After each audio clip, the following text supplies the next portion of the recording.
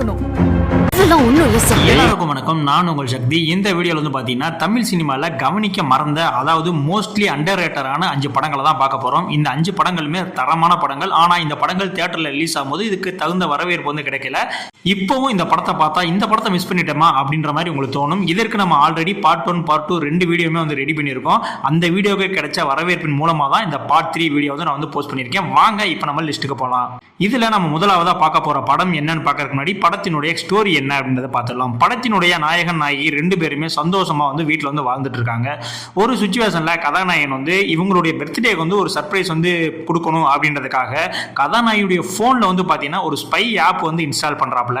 அவங்களுடைய குட்டி குட்டி ரியாக்ஷன் எல்லாம் வந்து அதில் வந்து ஸ்டோர் பண்ணி கேப்சர் பண்ணி அதவே வந்து அவங்களுக்கு பர்த்டே கிஃப்டா கொடுக்கலாம் அப்படின்ற மாதிரி நாயகன் வந்து பிளான் பண்றாப்ல.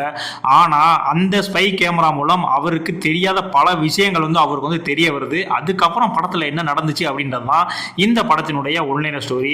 இந்த படம் 2024 சுனில் தேவ் அவர்களுடைய டைரக்ஷன்ல ரிலீஸ் ஆன அதோமுகம். இந்த படத்தை பொறுத்த வரைக்கும் ஒரு சாதாரண ஒன்லைனை வச்சு இந்த படத்தை வேற லெவலில் வந்து ஸ்க்ரீன் பிளே பண்ணியிருப்பாங்க. அது இல்லாமல் ஒரு சின்ன விஷயம் ஒரு மனுஷனோட வாழ்க்கையை எப்படி பிரட்டி போடுது அப்படின்றத இந்த படம் மூலியமா நீங்கள் வந்து பார்த்துக்கலாம். ஃபர்ஸ்ட் ஹாஃப் மட்டும்தான் அங்கே கொஞ்சம் ஸ்லோவாக போகும். செகண்ட் ஹாஃபுக்கு அப்புறம் படம் வந்து வேற லெவலில் இருக்கும். ஒரு படத்தில் ஏதாவது ஒரு ட்விஸ்ட் 2 ட்விஸ்ட் தான் கேள்விப்பட்டீங்க. ஒரு படம் முழுக்க ட்விஸ்ட்டாக இருக்கணும் அப்படின்னா கண்டிப்பாக அந்த படத்தை வந்து ட்ரை பண்ணுங்க. அந்த அளவுக்கு ட்விஸ்ட்டாக வச்சு படத்தவே வந்து வேற லெவலில் வந்து திருப்பி விட்டுருப்பானுங்க. படத்தோட கிளைமேக்ஸ் வந்து கொஞ்சம் நிறைய பேருக்கு வந்து பிடிக்காம போகலாம். பட் இந்த கிளைமேக்ஸ் தான் இந்த படத்துக்கு ஏற்ற கிளைமேக்ஸ் அப்படின்ற மாதிரி நான் சொல்லுவேன். படத்தினுடைய முதல் அந்த 1 மணி நேரம் மட்டும்தான் கொஞ்சம் நெரேட்டிவ்க்காக கொஞ்சம் ஸ்லோவா போகும். அதுக்கப்புறம் படம் ஜெட் வேகத்தில் போகும். கண்டிப்பா நீங்க த்ரில்லர் ஃபேன்ஸா இருந்தீங்க அப்படின்னா இந்த படம் கண்டிப்பா உங்களுக்கு பிடிச்சே தரும். ஏன்னா அந்த அளவுக்கு ஸ்கிரீன் பிளே வந்து வெறித்தனமா வந்து பண்ணியிருப்பாங்க. இந்த படம் நீங்க பார்க்கணும் அப்படின்னு நினைச்சீங்கன்னா ஆஹா ஓடிடியில் இருக்கு, பார்க்கணும்னா கண்டிப்பா பாருங்க. இந்த படத்துக்கு IMDb 10க்கு 7 ரேட்டிங் வந்து கொடுத்திருக்காங்க. இந்த படமும் ஒரு மிஸ் பண்ணக்கூடாத ஒரு தரமான த்ரில்லர் படம். கண்டிப்பா அந்த படம் பார்த்து நீங்க வந்து ஏமாற மாட்டீங்க.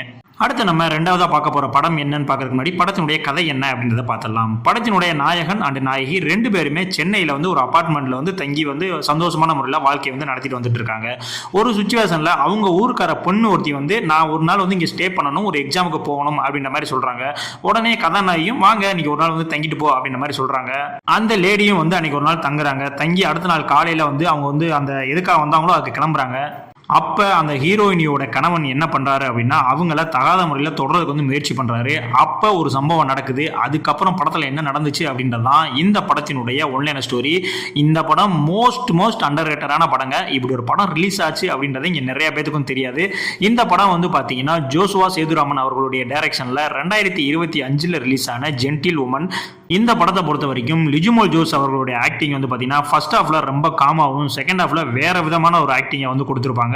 படத்துல செகண்ட் ஹாஃப்க்கு அப்புறம் வேற லெவலான ஒரு த்ரில்லர் படத்தை வந்து பாப்பீங்க. ஃபர்ஸ்ட் ஹாஃப் ஃபுல்லாவே ஒரு சைலண்டா போயிட்டு இருந்த படம் இன்ட்ரோல் பிளாக்ல ஒரு ட்விஸ்ட்டுக்கு அப்புறம் படம் வேற லெவல்ல வந்து பீக்ல வந்து போகும்.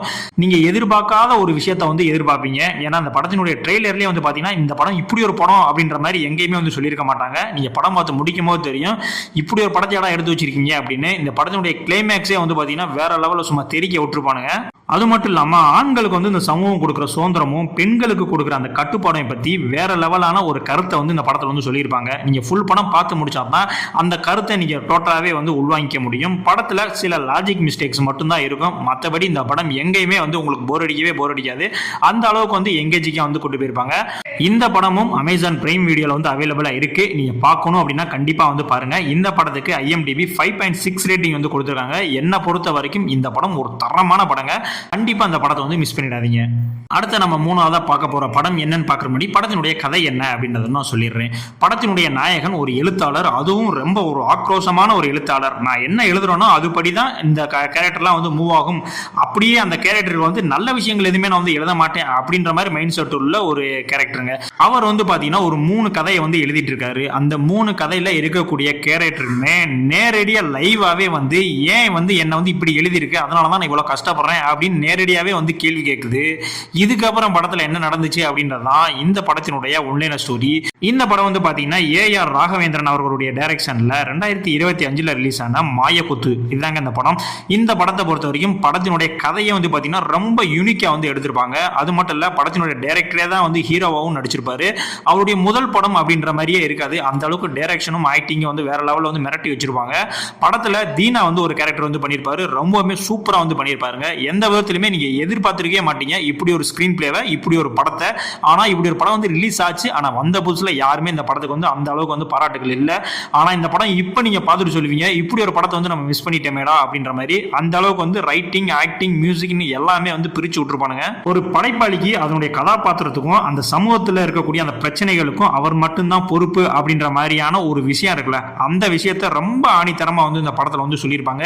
எந்த இடத்துலையுமே இந்த படம் வந்து உங்களுக்கு போர் அடிக்காதுங்க. அந்த அளவுக்கு வந்து ஒரு தரமான படம். கண்டிப்பாக வந்து இந்த படத்தை வந்து வாட்ச் பண்ணுங்க. இந்த படமும் பிரைம் வீடியோலே இருக்கு. இந்த படத்துக்கு 10க்கு 6.8 ரேட்டிங் வந்து இந்த படத்துக்கு வந்து கொடுத்துருக்காங்க. கண்டிப்பாக பார்க்க வேண்டிய ஒரு படம், மிஸ் பண்ணிடாதீங்க. அடுத்த 4வதா பார்க்க போற படம் என்னன்னு பார்க்குற முன்னாடி படத்தினுடைய கதை என்னன்றதை நான் சொல்லிடுறேன். படத்தினுடைய நாயகன், அவங்களுடைய ஃப்ரெண்ட்ஸ், இவங்க எல்லாம் சேர்ந்து சின்ன சின்ன திருட்டுலாம் வந்து பண்ணி, அதாவது அவங்க சர்வே பண்றதுக்கே வந்து திருடி தான் வந்து பொழைச்சிட்டு இருக்கான்னு வச்சுங்களேன். அந்த மாதிரி வேலையெல்லாம் வந்து பண்ணிட்டு இருக்காங்க. ஒரு சுச்சுவேஷன்ல ஒரு மிகப்பெரிய ஒரு நகை கடையவே வந்து கொள்ளையடிக்கிறதுக்கான வாய்ப்பு வந்து அவங்கள்ட்ட வருது. அதை எப்படி அவங்க சக்சஸ்ஃபுல்லா செஞ்சு முடிச்சாங்களா இல்லையா அப்படின்றது தான் இந்த படத்தினுடைய ஒன்லைனர் ஸ்டோரி. இந்த படம் வந்து பாத்தீங்கன்னா ஏஜி அமித் அவர்களுடைய டைரக்ஷன்ல 2015 ரிலீஸ் ஆன ராஜதந்திரம், அதாங்க அந்த படத்தினுடைய டைட்டில். இந்த படத்தை பொறுத்த வரைக்கும் திரைக்கதை தான் இந்த படத்தினுடைய மிகப்பெரிய பலங்க. இந்த படத்துல தேவையில்லாத பாடல், சண்டை காட்சி, ஒரு காமெடி ட்ராக் எதுவுமே வந்து இருக்காது. ஃபுல் அண்ட் ஃபுல் வந்து பாத்தீங்கன்னா ஸ்கிரீன் பிளே தான். பரபரப்பா வந்து ஒரு படத்தை வந்து எடுத்திருப்பாங்க. அது மட்டும் இல்லைங்க, இந்த மாதிரி ஹெய்ஸ்ட் மூவி எல்லாத்துலயுமே வந்து பாத்தீங்கன்னா லாஜிக் மிஸ்டேக்லாம் நிறைய வந்து வச்சிருப்பாங்க. ஆனா இந்த படத்துல அந்த மாதிரி லாஜிக் மிஸ்டேக்லாம் வந்து இருக்கவே இருக்காது. சின்ன சின்ன விஷயங்கள் கூட அந்த அளவுக்கு வந்து லாஜிக் பார்த்து வந்து வச்சிருப்பாங்க. எந்த சீனுமே இந்த சீனுக்கு வந்து லாஜிக் இல்லப்பா அப்படின்னு நீங்க சொல்லவே முடியாது. அந்த அளவுக்கு வந்து ரைட்டிங்ல வந்து மிரட்டி விட்டுருப்பாங்க.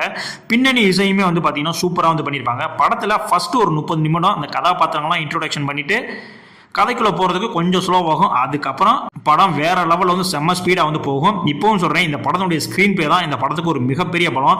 இந்த படம்லாம் வந்து பார்த்தீங்கன்னா கண்டிப்பாக வந்து மிஸ் பண்ணக்கூடாத ஒரு படம். இந்த படம் ஹாட் ஸ்டாரில் ஃப்ரீயாகவே இருக்கு, நீங்கள் வந்து பார்க்கலாம். இந்த படத்துக்கு IMDb 10க்கு 7.6 ரேட்டிங் வந்து கொடுத்துருக்காங்க.